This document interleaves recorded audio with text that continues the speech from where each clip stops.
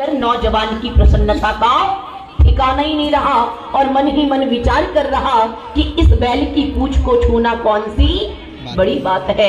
और कहते हैं ज्यों ज्यों वो बैल नौजवान के नजदीक आ रहा था त्यों त्यों उस नौजवान को लग रहा था कि मेरे विवाह का समय नजदीक आ रहा है।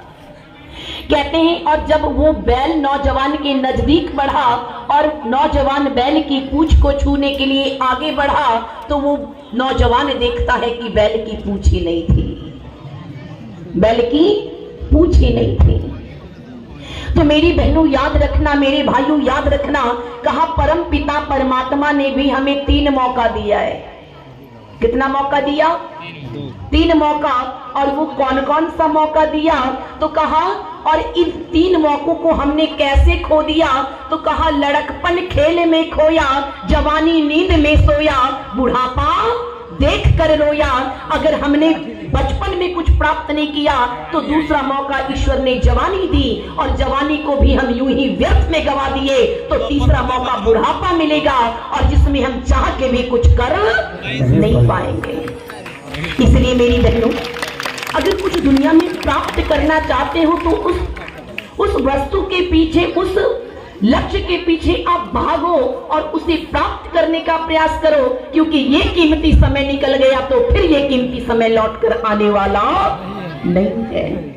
इसलिए मनुष्य के जीवन में सबसे अधिक कीमती कुछ होता है तो वो वक्त होता है।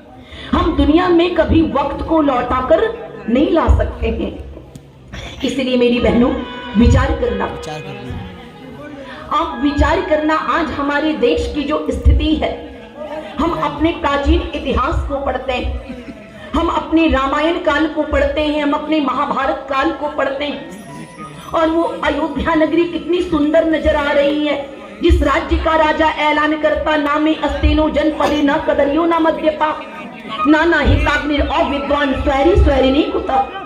एक राज्य का राजा ऐलान करता कि मेरे राज्य में किसी प्रकार का पाप नहीं होता है।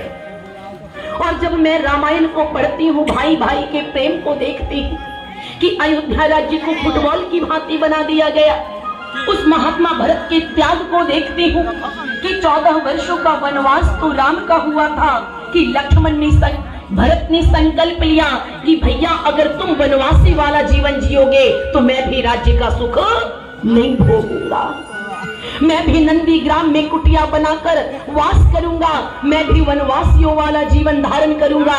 कहते हैं मृग चर्म पहन लेते हैं, जटाजूट धारण कर लेते हैं। अगर 14 वर्ष तक राम वनवास में थे तो भरत भी 14 वर्षों तक वनवासी जीवन जीते हैं।